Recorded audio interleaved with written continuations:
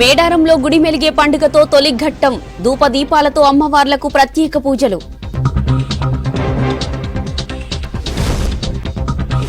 మేడారం జాతరలో బిఎస్ఎన్ఎల్ సంస్థ ప్రత్యేక సేవలు. జాతర ప్రాంగణంలోని 16 ఏరియాలో హాట్స్పాట్లు. సర్కారీ హాస్పిటళ్లను మరింత అభివృద్ధి చేస్తాం, ఆరోగ్య శాఖను ప్రక్షాళన చేస్తామన్న మంత్రులు. అద్దెకున్నోళ్లకు గృహజ్యోతి స్కీమ్ వర్తిస్తుంది. పథకం అమలుపై క్లారిటీ ఇచ్చిన టీఎస్ఎస్ పీడీసీఎల్. భువనగిరి విద్యార్థినిల సూసైడ్ కేసులో పోస్టుమార్టం రిపోర్ట్. స్టీల్ కవర్లో కోర్టుకు ఇస్తామన్న డీసీపీ రాజేష్ చంద్ర.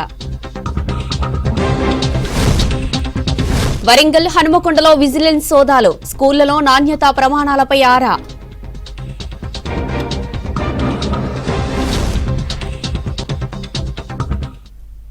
ములుగు జిల్లా మేడారంలో గుడిమెలిగే పండుగతో ఇవాళ సమ్మక్క సారలమ్మ తొలి ఘట్టం ప్రారంభమైంది.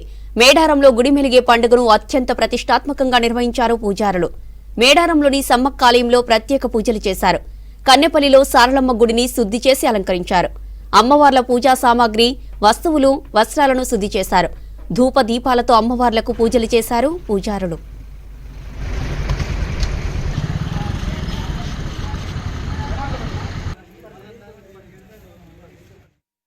నేను సమ్మక్క పూజారి వడ్డీగా పనిచేస్తాను, దీపధూప నైవేద్య పూజారిగా. అదేవిధంగా మా తోటి ఉన్నటువంటి సిద్ధువైన మునిందరు సమ్మక్క పూజారి, మేను పూజారి. తర్వాత వాళ్ళ ఇంటి దగ్గర నుండి మనకు అమ్మవారి పాన్పు రావడం జరుగుతుంటుంది. తర్వాత మాకు ఈరోజు కార్యక్రమం ఏంటిదంటే, సమ్మక్క సారలమ్మ పైడిదిరాజు గోవిందరాజుల ఆధ్వర్యంలో ఈ రోజున అమ్మవార్లకు శుద్ధి కార్యక్రమం అమ్మవారి ఆధ్వర్యంలో చేసుకోవడం జరుగుతుంది. తర్వాత ఈ రోజున మా ఆడబిడ్డలు, తర్వాత మేము కానీ మా ఇంటి శుద్ధి కార్యక్రమం, అమ్మవారి శుద్ధి కార్యక్రమం, ఇవన్నీ నిష్ఠతోటి అమ్మవారికి కార్యక్రమాలు చేయడం జరుగుతుందండి. ఈ రోజున ఇంకోటి ఏంటంటే, అమ్మవారికి ఇంతకుముందు మన పూర్వంలో జరిగిన అటువంటిది మనకు గుడిసెల గుడారాలతోటి జరిగినటువంటి సందర్భము. ఇవాళ అదేవిధంగా అమ్మవారికి ఎట్టగంటలతోటి గడ్డితోటి గుడిసెలు కప్పేసి మేము అమ్మవారి నిష్టలతోటి పూజా కార్యక్రమం స్టార్ట్ చేస్తున్నామండి. ఇవాళ ముగ్గులు మా ఆడబిడ్డలు ముగ్గులేస్తారు, సిద్ధమైన ఆడబిడ్డలు ముగ్గులేసేసి గుడి శుద్ధి పండుగ మరియు మండమెలిగ పండుగ అని అంటాం. మేడారం మహాజాతరలో బిఎస్ఎన్ఎల్ సంస్థ ప్రత్యేక సేవలు అందించేందుకు సన్నాహాలు చేస్తోంది. మేడారం జాతర ప్రాంగణంలో 16 ప్రాంతాల్లో హాట్స్పాట్లు ఏర్పాటు చేసింది. జాతర ప్రాంగణంలో 14 చోట్ల టవర్లతో నిరంతరం సేవలు అందించనున్నారు. దీంతో 14,000 మంది ఒకేసారి ఇన్కమింగ్, అవుట్ గోయింగ్ కాల్స్ మాట్లాడుకోవచ్చు.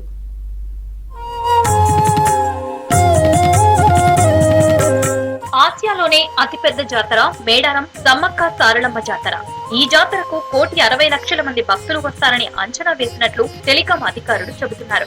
జాతరకు వచ్చే భక్తులకు ఈ నెల 15 నుంచి నిరంతరం సేవలు అందిస్తున్నారు.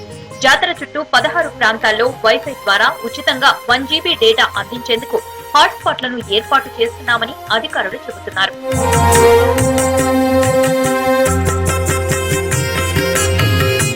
దేశ విదేశాల నుంచి సమ్మక్క సారలమ్మలను దర్శించుకునేందుకు వచ్చే భక్తులను దృష్టిలో పెట్టుకుని బిఎస్ఎన్ఎల్ సంస్థ ములుగు నుంచి మేడారం వరకు గట్టమ్మ దేవాలయం, Kothur road, Kothur school, Urattam X road, Reddigudem school, Haritha hotel, English medium school, ITDA guest house, bus stand, watch tower, మేడారంలోని ఆసుపత్రుల వద్ద టవర్లు ఏర్పాటు చేసినట్లు చెబుతున్నారు. బిఎస్ఎన్ఎల్ తరపు నుంచి నిరంతరాయం సిగ్నల్ అంతరాయం లేకుండా గట్టమ్మ టెంపుల్ మొదలుకొని జాతర ప్రాంగణం వరకు టోటల్ కంటిన్యూస్గా 9 టెంపరీ సైట్స్, ఇప్పుడున్న రెగ్యులర్ సైట్స్ 5, టోటల్ 14 సైట్స్ ఎక్స్క్లూజివ్గా దీనికోసం పెట్టడం జరిగింది. మేడారం గద్దె దగ్గర ఆల్రెడీ మేము సర్వీసెస్ అందుబాటులోకి తీసుకొచ్చాము. రిమైనింగ్ టవర్స్ కూడా ఒక 2-3 డేస్లో అన్ని అందుబాటులోకి వస్తాయి. కావలసిన సిమ్ సదుపాయం కావలసినటువంటి భక్తులు ఎవరైతే ఉన్నారో ఇక్కడ వరంగల్ నుంచి తీసుకోవచ్చు, లేదంటే అక్కడ జాతర ప్రాంగణంలో కూడా తీసుకోవడానికి మేము ఏర్పాట్లు చేస్తున్నాం. మేడారంలో సెల్ సేవలు నిరంతరం అందించేందుకు టవర్లో సాంకేతిక లోపం ఏర్పడినా అప్పటికప్పుడు మరమ్మతులు చేసేందుకు టెక్నికల్ ఇంజనీర్లను అందుబాటులో ఉంచుతున్నట్లు అధికారులు చెబుతున్నారు.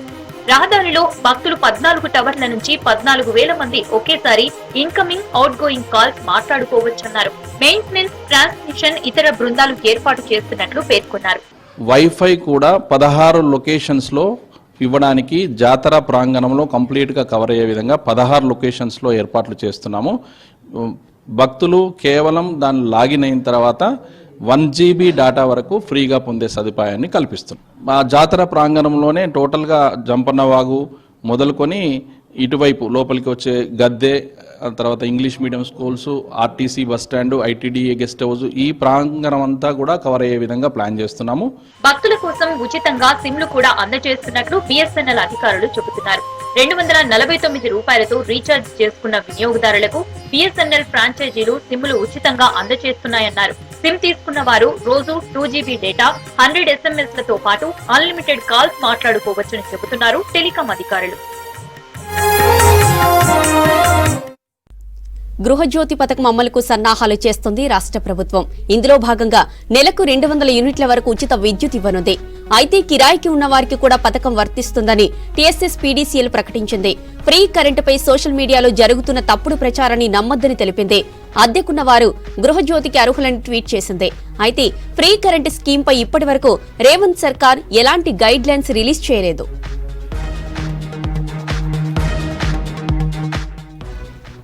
ఇటీవల ప్రజాపాలనలో ఫ్రీ కరెంటు కోసం 81,54,000 మంది దరఖాస్తు చేసుకున్నారు.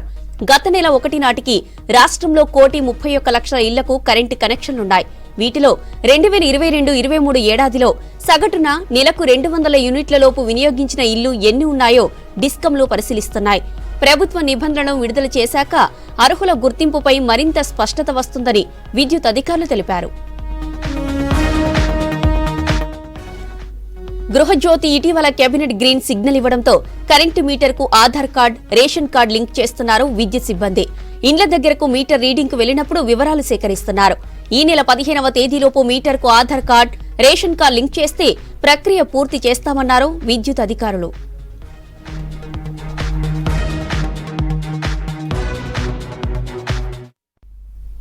రాష్ట్రంలో వైద్య ఆరోగ్య శాఖను ప్రక్షాళన చేస్తామన్నారు మంత్రి ఉత్తమ్ కుమార్ రెడ్డి.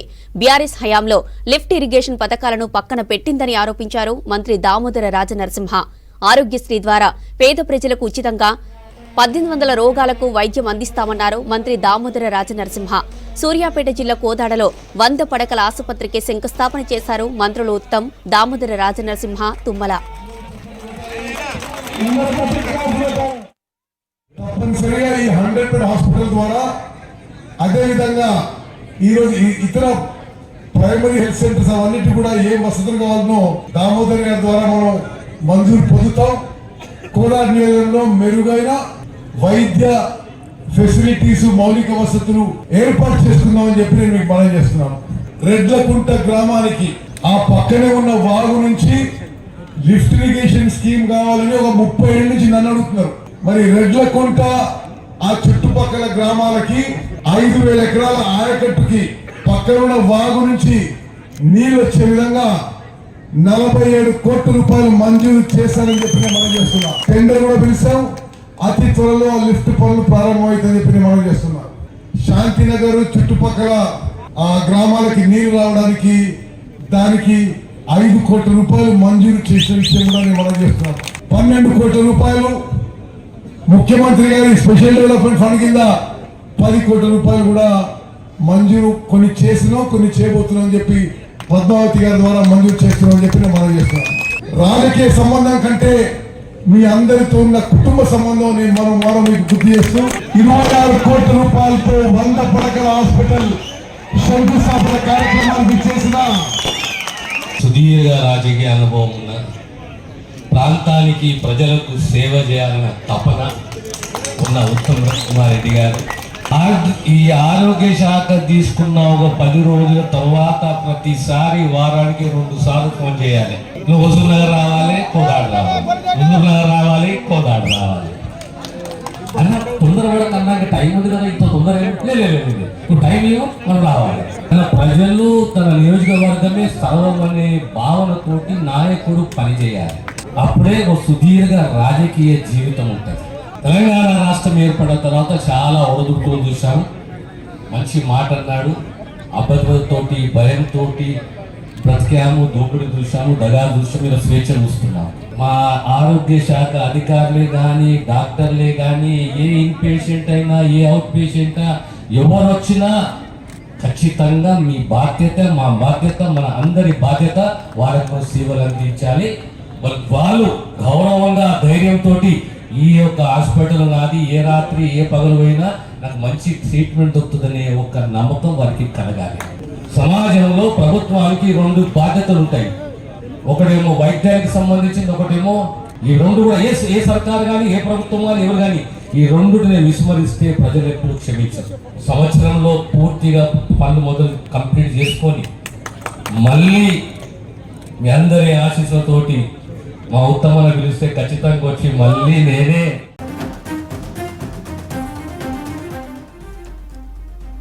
ఈ నెల 21న మేడారం సమ్మక్క సారలమ్మ మహాజాతర ప్రారంభం కానుంది. 21న మొదలై 24 వరకు కొనసాగనుంది. తెలంగాణతో పాటు ఇతర రాష్ట్రాల నుంచి లక్షలాదిగా భక్తులు తరలిరానున్నారు. అమ్మవార్ల బంగారం పేరుతో బెల్లం సమర్పించడం ఆనవాయితీగా వస్తోంది. మేడారం భక్తులకు పోస్టల్లో బెల్లం అందజేసేలా సర్కార్ చర్యలు తీసుకుంది. బెల్లం కోసం మీ సేవలో అప్లై చేసుకునేందుకు అవకాశం కల్పించింది. కిలోకు 60 రూపాయల చొప్పున బెల్లం సరఫరా చేయనుంది.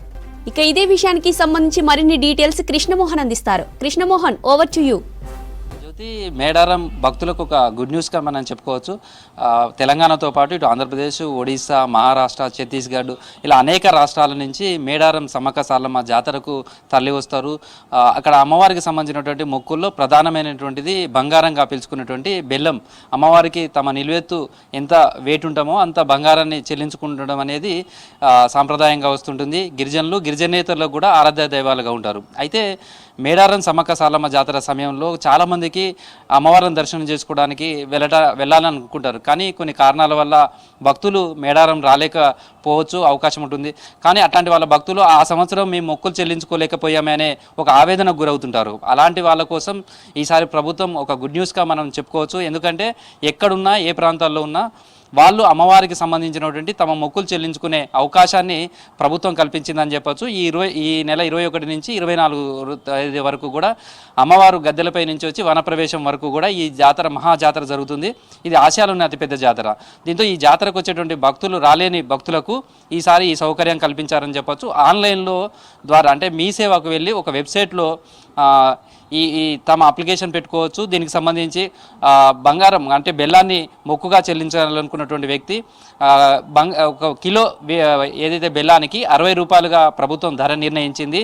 ఆ వ్యక్తి తన వెయిట్ ఎంత ఉందో అంటే ఒక ఎగ్జాంపుల్గా ఒక 50 కిలోలు ఉన్నారు. 50 కిలోలు ఉన్న వ్యక్తి తన మొక్కు చెల్లించుకోవాలి అంటే 60 రూపాయలు కిలో చొప్పున చూస్తే మొత్తం ఆయన ఒక 3000 రూపాయలు వరకు ఉంటుంది. ఆ తర్వాత 35 రూపాయలు మీ సేవకు సంబంధించినటువంటి ఛార్జెస్ ఉంటాయి. తర్వాత పోస్టల్ ఛార్జెస్ 100 రూపాయలు ఉంటుంది. ఇవన్నీ కనుక కడితే అతనికి సంబంధించినటువంటి ఒక ప్రొఫార్మా ఉంటుంది. అదంతా నింపి మీ సేవలో కనుక అప్లై చేసుకుంటే ఆ అమౌంట్ను కట్టేసినట్టయితే ఎండోమెంట్కు సంబంధించినటువంటి ఒక సపరేట్ సెల్ ఏర్పాటు చేశారు. అది మేడారంలో ఉంటారు. వాళ్ళు ఎవరైతే వెళ్ళలేని భక్తులు మీ సేవ ద్వారా ఆ డబ్బులు కొట్టి అప్లై చేసుకుంటారో వాళ్ళకు సంబంధించినటువంటి మొక్కులు వాళ్ళ తరపున దేవాదాయ శాఖకు సంబంధించినటువంటి అధికారులు చెల్లిస్తారని చెప్పొచ్చు. ఆ వెయిట్ ఉన్నటువంటి బంగారాన్ని అమ్మవార్లకు సమర్పించిన తర్వాత ఆ భక్తుడికి తిరిగి మళ్ళీ పోస్టల్ ద్వారా ప్రసాదాన్ని అందిస్తారు. ఈ 100 రూపాయలు పోస్టల్ ఛార్జెస్ అనేది ఏదైతే ఉందో అది తిరిగి భక్తుడికి అమ్మవారికి సంబంధించినటువంటి మొక్కులుగా చెల్లించినటువంటి ప్రసాదం ఏదైతే బెల్లం ఉంటుందో అది పోస్టల్ ద్వారా మొక్కులు చెల్లించుకున్నటువంటి భక్తుడికి పంపించడానికి ఆ 100 రూపాయల ఛార్జీ. మొత్తంగా ఇది ఒక గుడ్ న్యూస్గానే చెప్పుకోవచ్చు. ఎందుకంటే చాలామందిలో మేడారం జాతరలో ఖచ్చితంగా వెళ్ళాలి, తాము ఇంట్లో పిల్లలు పుట్టిన తర్వాత సొంత ఇల్లు కొనుగోలు చేసిన ఏ శుభకార్యం జరగాలన్నా మొదట సమ్మక్కకు సారలమ్మకు పూజలు చేయడం అనేది వస్తుంది. అందులోని ఇక మేడారం మహాజాతర సమయంలో ఖచ్చితంగా ఎక్కడున్నా మేడారంకు వచ్చి మొక్కులు చెల్లించుకోవాలనేది చాలామంది భావిస్తారు. అయితే ఈ మేడారం జాతర సమయంలో రానే వాళ్ళంతా కూడా ముందస్తుగా వచ్చి మొక్కులు చెల్లించుకోవడం ఇదంతా చేస్తుంటారు. కానీ వాళ్ళకు కూడా ఒక అసంతృప్తి ఉండేది. అంటే సమ్మక్క సారలమ్మ గద్దెలపైన ఉన్నప్పుడు తమ మొక్కు చెల్లించుకోలేకపోయామనే ఒక ఆవేదన కూడా ఉంటుంది. కొంతమంది అసలు రాలేకపోయిన వాళ్ళకు కూడా అలాంటి ఆవేదనకు గురవుతుంటారు. అలాంటి భక్తులు ఈసారి మాత్రం మీ సేవ ద్వారా అప్లై చేసుకొని కనుక ఆ బెల్లానికి సంబంధించినటువంటి ప్రభుత్వం నిర్దేశించిన అమౌంట్ కనుక అక్కడ కడితే ఈ డైరెక్ట్గా ఆ జాతర జరిగే సమయంలో అంటే 21వ తారీఖు నుంచి 24వ తారీఖు వరకు అమ్మవారు వనప్రవేశం చేసే లోపల అమ్మవారికి సంబంధించినటువంటి మొక్కులనైతే ఏవైతే ఉంటాయో వాటిని ఆ బెల్లాన్ని ఆ అమ్మవారి గద్దెల దగ్గర సమర్పిస్తారు ఎండోమెంట్ అధికారులే సిబ్బంది. ఆ తర్వాత అందులోంచి అమ్మవారి ప్రసాదంగా మళ్ళీ ఎవరైతే మొక్కులు చెల్లించుకోవడానికి డీడీ మీ సేవ ద్వారా కట్టారో వాళ్లకు పోస్టల్ ద్వారా ఆ ప్రసాదాన్ని అందిస్తారు. దీంతో తాము అమ్మవారికి సన్నిధికి వెళ్ళలేకపోయినా కానీ తన మొక్కులు మాత్రం చెల్లించుకున్నామనే సంతృప్తి కలుగుతుంది. ఆ సంతృప్తిని కలిగించాలనే ఉద్దేశంతో రాష్ట్ర ప్రభుత్వం ప్రత్యేకంగా ఈసారి ఎండోమెంటు తర్వాత ఐటీ సెల్కి సంబంధించినటువంటి వాళ్ళు ఒక ప్రత్యేక విభాగాన్ని ఏర్పాటు చేసి ఈ అవకాశాన్ని కల్పించారు. ఇప్పటి నుంచే దీనికి సంబంధించినటువంటి మీ సేవకు వెళ్తే ఒక ప్రొఫార్మా ఉంటుంది. ఆ ప్రొఫార్మాలో తమకు సంబంధించినటువంటి డీటెయిల్స్ అన్నీ, తర్వాత తన వెయిట్ ఎంత ఉంది, ఎంత బెల్లాన్ని అమ్మవారికి సమర్పించాలి అనే దాన్ని కనుక క్యాలిక్యులేట్ చేసిన తర్వాత ఆ అమౌంట్ను అక్కడ చెల్లిస్తే చాలు. దానికి సంబంధించినటువంటి 21వ తారీఖు నుంచి అమ్మవారి జాతర స్టార్ట్ కాగానే అక్కడ వచ్చినటువంటి అప్లికేషన్స్ ఏవైతే ఉంటాయో అవంతా కూడా మేడారంలో ఉన్నటువంటి ఎండోమెంట్ శాఖ అధికారులకు వెళ్తాయి. ఆ అప్లికేషన్ ఆధారంగా వాళ్ళంతా కూడా అక్కడ మొక్కులకు సంబంధించినటువంటి బెల్లాన్ని అమ్మవారి గద్దెల వద్దకు చేరుస్తారు. ఆ తర్వాత ప్రసాదాన్ని కూడా ఆయా భక్తుల ఇళ్లకు చేరుస్తారు. దీంతో ఓవైపు మొక్కులు చెల్లించుకున్నాం అనే సంతృప్తి ఉంటుంది. సేమ్ టైంలో అమ్మవారి దీవెనలు తమ ఇంటికే వచ్చాయి. ఆ బెల్లంగా ప్రసాదం అయితే బంగారంగా పిలుస్తున్నాం, ఆ ప్రసాదం చెల్లించిన మొక్కులు తమ ఇంటికే వచ్చాయి అనేది భక్తులకు ఒక ఆత్మసంతృప్తిని కావచ్చు, వాళ్ళకు అది కలిగిస్తుందని చెప్పుకోవచ్చు. ఇది ఒక సదవకాశంగానే భావించవచ్చు. మేడారంకి వెళ్ళలేని భక్తులందరికీ కూడా ఒక శుభవార్తగా ఇది చెప్పుకోవచ్చు. వాళ్ళ మొక్కులు చెల్లించుకోవడానికి ఒక సదవకాశంగా అధికారులు చెప్తున్నారు. ఎవరైనా సరే మేడారంకు రాలేని వాళ్ళు అనుకున్న వాళ్ళంతా కూడా మీ సేవకు వెళ్ళి దానికి సంబంధించినటువంటి అమౌంట్ ఏదైతే తమ బరువు ఎంత ఉందో ఆ అమౌంట్కు సంబంధించినటువంటి ఆ ప్రొఫార్మా, వాళ్ళ అడ్రస్ ఇవన్నీ కూడా ఫిల్అప్ చేసి అక్కడ మీ సేవలో కనుక అప్లై చేసుకుంటే నేరుగా 21వ తారీఖు నుంచి 24వ తారీఖు లోపల ఆ 4 డేస్లలో అక్కడ ఉన్నటువంటి సిబ్బంది మొక్కులు చెల్లిస్తారు. ఆ తర్వాత బెల్లాన్ని కూడా కొంత ప్రసాదంగా ఇంటికి పంపించడం కూడా జరుగుతుంది. జ్యోతి, మొత్తానికి దీనికి చాలా స్పందన ఉండే అవకాశం ఉంటుంది. ఎందుకంటే చాలా ప్రాంతాల నుంచి ఆ సమయంలో ఆరోగ్య రీత్యా కావచ్చు, లేకపోతే వేరే ప్రాంతాల్లో ఉండడం కావచ్చు, తర్వాత చాలా కారణాలతోటి మేడారంకు వెళ్ళలేని పరిస్థితులు చాలామంది ఉంటారు. చాలామంది బాధపడుతుంటారు, అసంతృప్తికి గురవుతుంటారు, వెళ్ళలేకపోయామని. అలాంటి వాళ్ళంతా కూడా ఈసారి మేడారం సమ్మక్క సారమ్మకు గద్దెలపైన ఉన్నప్పుడే తాము మొక్కులు చెల్లించుకున్నామనే ఒక ఆత్మ సంతృప్తిని మాత్రం ఈసారి రాష్ట్ర ప్రభుత్వం ప్రత్యేకంగా ఒక అవకాశంగా కల్పించిందని చెప్పుకోవచ్చు. జ్యోతి, రైట్, థ్యాంక్ యూ కృష్ణమోహన్. సాక్షాత్తు శ్రీరాముని భూములకే రక్షణ లేకుండా పోతుంది. అన్యక్రాంతమైన 5 కోట్ల భూముల కబ్జాలపై సిఐడి విచారణ చేపట్టింది. ఆదిలాబాద్ జిల్లాలోని శ్రీ రామచంద్ర ఆలయ భూములను కాపాడాలనే డిమాండ్ వ్యక్తమవుతోంది.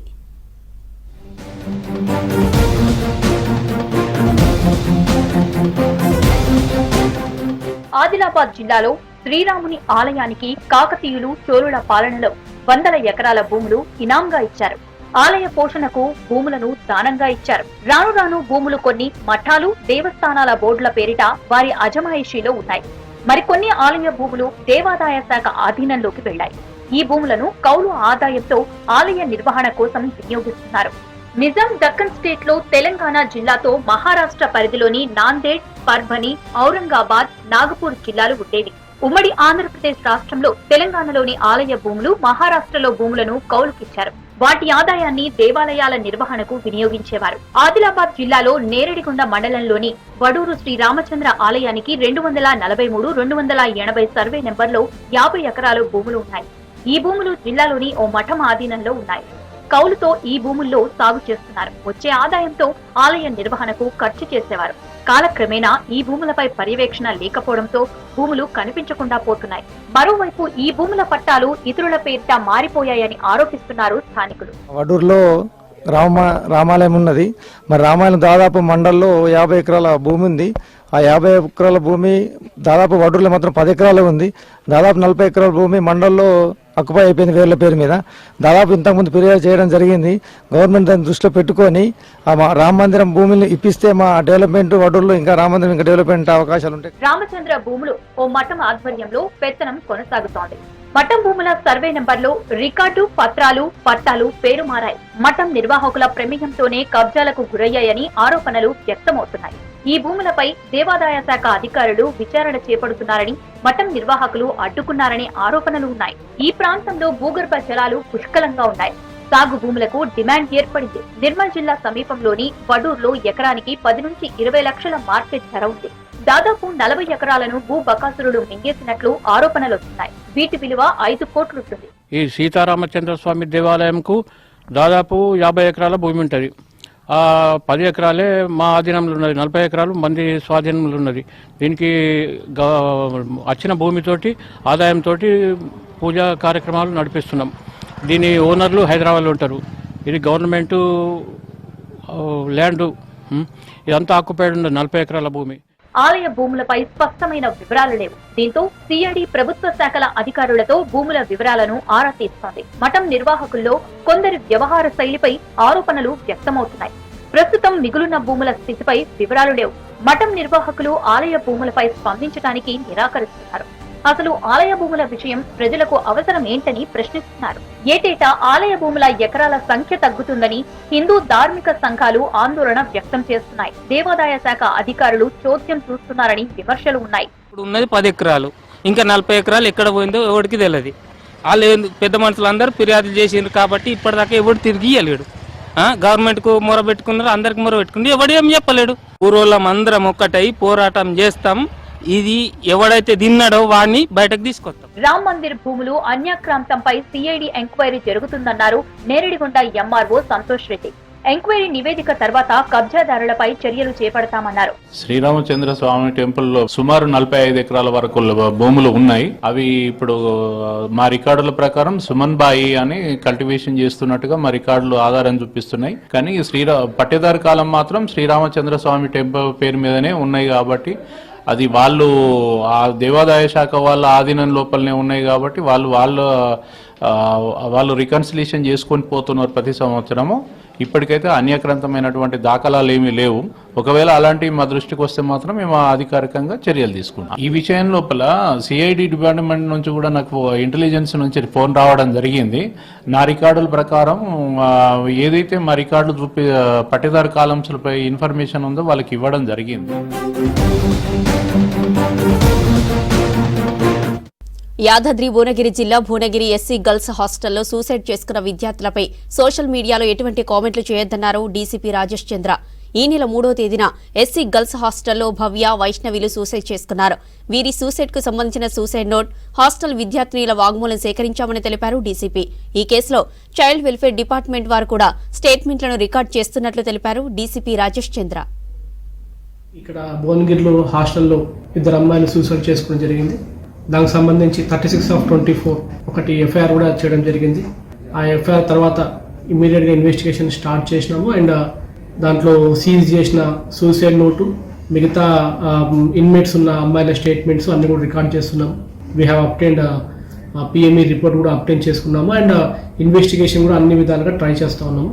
ఈ గ్యాప్లో కొంతమంది వీడియోలు సోషల్ మీడియాలో పెట్టడము చాలా దురదృష్టకరం. అది ఇన్వెస్టిగేషన్ ఏజెన్సీ ఇన్వెస్టిగేషన్ చేస్తున్నప్పుడు అన్నెసరీ కామెంట్లు చేయడము, అవన్నీ దాని గురించి అమ్మాయిల గురించి కానీ మిగతా వాళ్ళ గురించి కానీ అది మంచిది కాదు అని ఒక ఉద్దేశం ఒకటి ఉంది.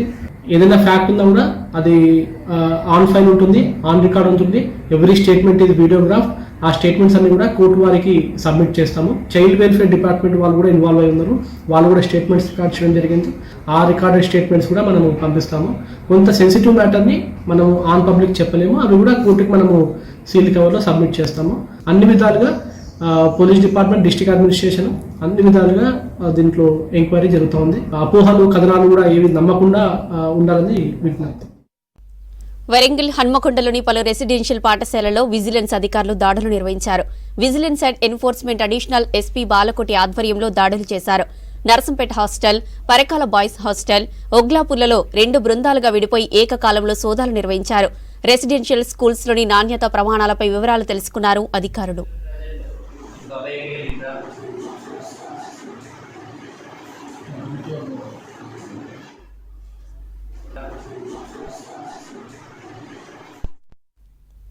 ములుగు జిల్లా కేంద్రంలో ఉమెన్ సేఫ్టీ విభాగం ఆధ్వర్యంలో వర్చువల్ గా భరోసా కేంద్రాన్ని ప్రారంభించారు ఎస్పీ డాక్టర్ శబరీష్.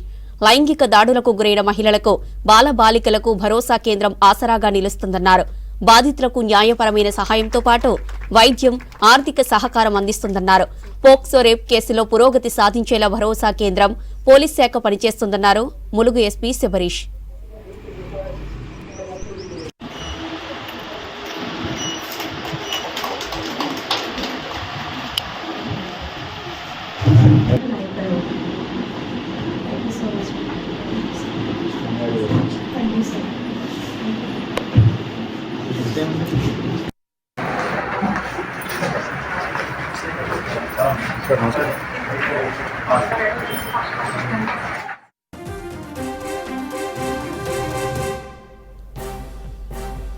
హెచ్ఎండిఏ మాజీ డైరెక్టర్ శివబాలకృష్ణ విచారణలో భారీగా ఆస్తులు గుర్తించారు ఏసీబీ అధికారులు. శివబాలకృష్ణకు 214 ఎకరాల భూములు, 29 ఫ్లాట్లు ఉన్నట్లు గుర్తించామన్నారు ఏసీబీ జాయింట్ డైరెక్టర్ సుధీంద్ర. వీటిలో 19 ఓపెన్ ఫ్లాట్లు, 7 అపార్ట్మెంట్ ఫ్లాట్లు, 3 విల్లాలున్నాయని తెలిపారు. తెలంగాణతో పాటు వైజాగ్లోనూ ఫ్లాట్స్ ఉన్నాయని చెప్పారు. లాకర్స్లోనూ భారీగా బంగారం, పత్రాలు గుర్తించామని చెప్పారు. మొత్తంగా మార్కెట్ వాల్యూ ప్రకారం శివబాలకృష్ణకు సంబంధించి 250 కోట్ల అక్రమాస్తులను గుర్తించినట్లు తెలిపారు ఏసీబీ సుధీంద్ర. కేసులో మరికొంతమంది అధికారుల పాత్రపై సమగ్ర దర్యాప్తు చేస్తున్నామన్నారు.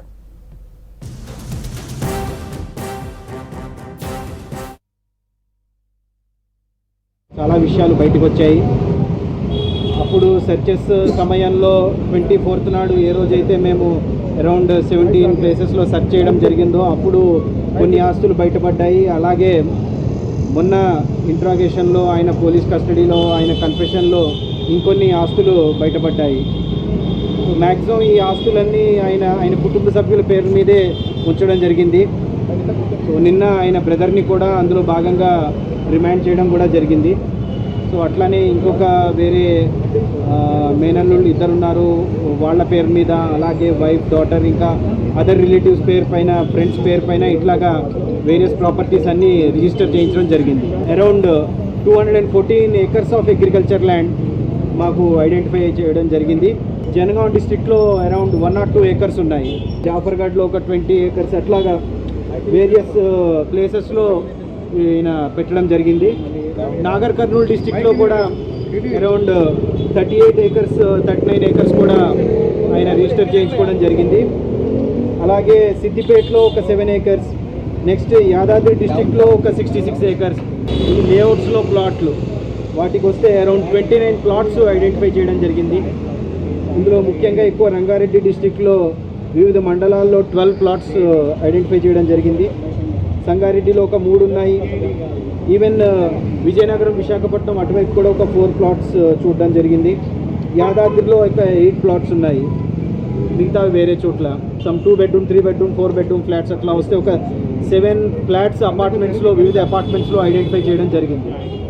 అండ్ ఒక విల్లా కూడా ఫైనల్ ఈయన ఉంటున్న విల్లా, అది కూడా టోటల్ ఐడెంటిఫై చేయడం జరిగింది. సో వీటన్నిటిని చూస్తే గవర్నమెంట్ వాల్యూ ప్రకారం ఇవి ఒక 13.3 crores ఉన్నాయి రిజిస్టర్డ్ డాక్యుమెంట్ వాల్యూ ప్రకారము. మార్కెట్ వాల్యూ ప్రస్తుతం మేము అనుకున్న దాని ప్రకారం అంటే our rough estimate is around 250 crores ఉండొచ్చు అని చెప్పి. ఈచ్ ఏకర్ 1 crore ఉన్న ప్రెసెంట్లీ తెలంగాణ ఉన్న పరిస్థితుల్లో ఫ్లాట్స్ అవి ఇవి కనుక వేసుకున్నా కూడా ఇట్ విల్ బి హయ్యర్ అన్నట్టుగా. It may be higher also, తక్కువ అయితే ఉండకపోవచ్చు. సో 250 crores అన్నట్టుగా మేము అనుకుంటున్నాము. ఇన్వెస్టిగేషన్ చేస్తున్నాము. ఇంకా ఫర్దర్ ఫైండింగ్స్లో వస్తే అది ఇచ్చేస్తాం. ఎగ్జాక్ట్లీ ఈయన చెప్పిన వాటి మేరకు మేము వీ హ్యావ్ ప్రొసీడ్. ఒక బ్యాంక్ లాకర్లో 18 tulas గోల్డ్ సీజ్ చేయడం జరిగింది. ఒక పాస్బుక్ సీజ్ చేయడం జరిగింది. ఉన్నారు ఎట్ ప్రెసెంట్ వీళ్ళ బ్రదర్ని అయితే రిమాండ్ చేయడం జరిగింది. ఇంకొక 3-4 persons ఉన్నారు 14 daysలో. సో ఇప్పుడు టెక్నికల్గా ప్రాబ్లం వస్తుంది, కుదరదు. So proceed as per legal. Naveen Kumar అడుగుతున్నారు సార్ కస్టడీకి. నవీన్ కుమార్ మేము అది లీగల్గా ఇచ్చేసుకుని టేక్. ఓకే, ప్రస్తుతం పోలీస్ కస్టడీ అయిపోయింది 14 days. శివబాలకృష్ణ విచారణకు సంబంధించి మరిన్ని డీటెయిల్స్ ఏసీబీ కోర్టు నుంచి అజయ్ అందిస్తారు. అజయ్, శివబాలకృష్ణ కేసులో ఏసీబీ ఏం చేయబోతోంది?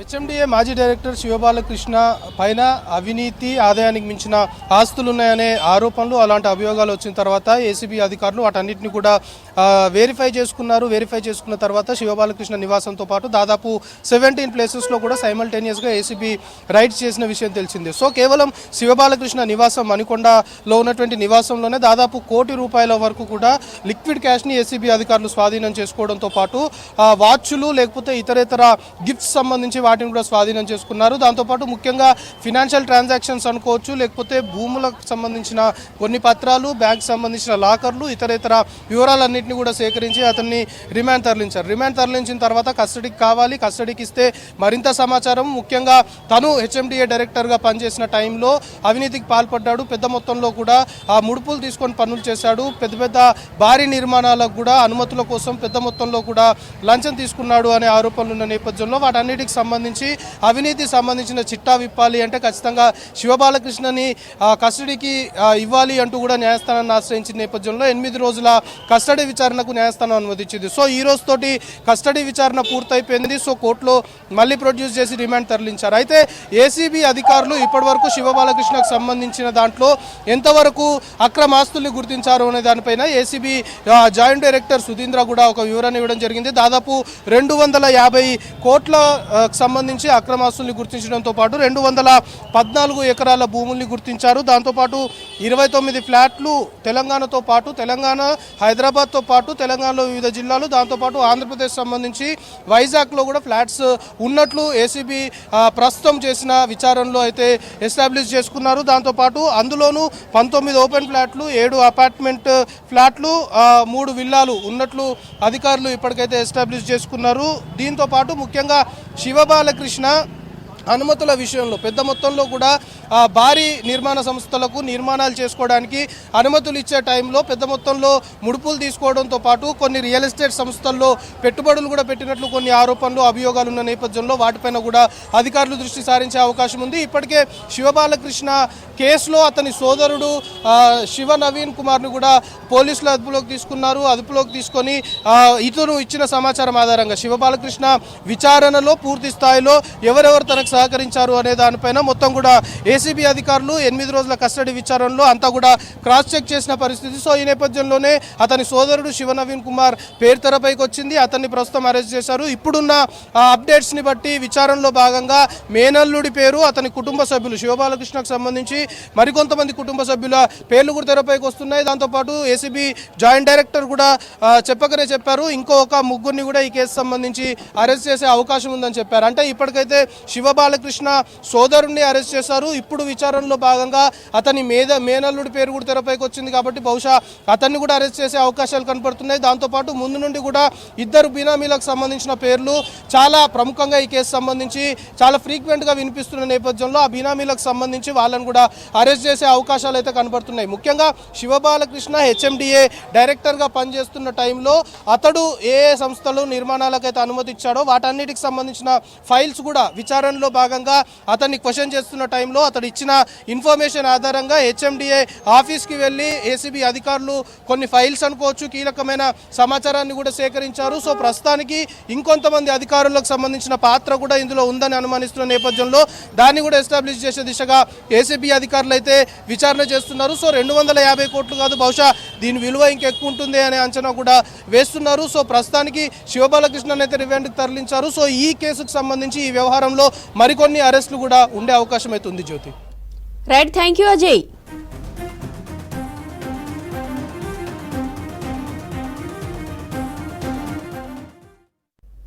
ఇవి bulletin updates. Stay tune to V6 news.